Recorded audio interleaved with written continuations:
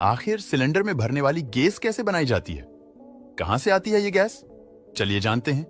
इस वीडियो में घर में इस्तेमाल होने वाली घरेलू गैस हमें दो तरह से प्राप्त होती है। एक पृथ्वी के नीचे नेचुरल गैस के भंडार से और दूसरा पेट्रोलियम से यानी कि कच्चे तेल से। लेकिन इस नेचुरल गैस के भंडार को ढूंढना, उसे धरती की गहराई से बाहर निकालना इतना आसान नहीं है। सबसे पहले वैज्ञानिक की एक टीम अलग अलग इलाकों में धरती के नीचे इलेक्ट्रॉनिक वेव छोड़ी जाती है, जिससे उन्हें ये पता चलता है कि धरती में किस जगह नेचुरल गैस का भंडार छिपा हुआ है।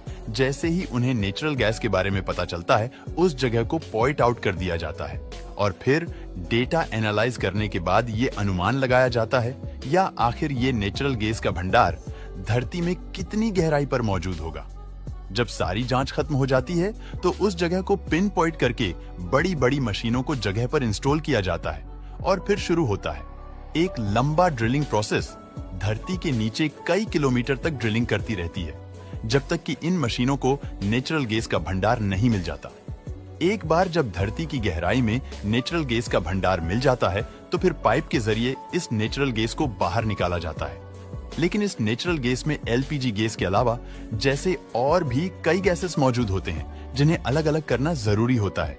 इसलिए सबसे पहले इस गैस को जमा करके रिफाइनरी तक पहुंचाया जाता है, जहां पर मौजूद रिफाइनरीज इसमें से ब्यूटेन और सभी गैसेस को अलग कर लेती है। लेकिन फिर एलपीजी गैस को बनाने के लिए प्रोपेन और ब्यूटेन गैस का मिक्सचर बनाया जाता है। इसी मिक्सचर को एलपीजी कहते हैं, यानी कि लिक्विफाइड पेट्रोलियम गैस, और आपकी भाषा में आपकी घरेलू गैस। इसी तरह कच्चे पेट्रोलियम तेल से भी यानी कि क्रूड ऑयल से भी एलपीजी गैस हमें प्राप्त होता है। लेकिन कच्चे तेल को दो तरीकों से निकाला जाता है। एक बिल्कुल उसी तरीके से निकाला जाता है जिस तरीके से नेचुरल गैस को निकाला जाता है, वही दूसरा तरीका है समुद्र की गहराई। जी हाँ, कच्चा तेल समुद्र की गहराई में भी मौजूद होता है, जिसको निकालने के लिए बड़े बड़े पाइप की जरूरत पड़ती है और वहां पर इस तेल को निकालने के लिए फ्लोटिंग डेस्क बनाए जाते हैं। एक बार जब कच्चा तेल बाहर आ जाता है तो फिर इस तेल को बड़े बड़े रिफाइनरी तक भेज दिया जाता है, जहां पर अब डिस्टिलेशन प्रोसेसर शुरू होता है। इस डिस्टिलेशन प्रोसेसर से कच्चे तेल को अच्छी तरह से गर्म किया जाता है। सबसे पहले कच्चे तेल को 300 डिग्री सेल्सियस में गर्म किया जाता है, जिसके वजह से निकलने वाली गैस डिस्टिलेशन सिलेंडर के टावर में ऊपर की तरफ उड़ने लगती है। इस रेसोल्यूशन टावर में अलग अलग चैम्बर्स बने होते हैं। जैसे जैसे कच्चे तेल का भाप ऊपर की ओर उठने लगता है, ये गैस ठंडी होनी शुरू हो जाती है और अलग अलग चैम्बर्स में जमा होने लगती है, जिसमें सबसे पहले चैम्बर में हमें फ्यूल ऑयल मिलता है। उसके बाद ये गैस एलपीजी गैस जो होती है वो हल्की होकर उसके ऊपर की चैम्बर में जमा हो जाती है, जहां से हमें डीजल प्राप्त होता है।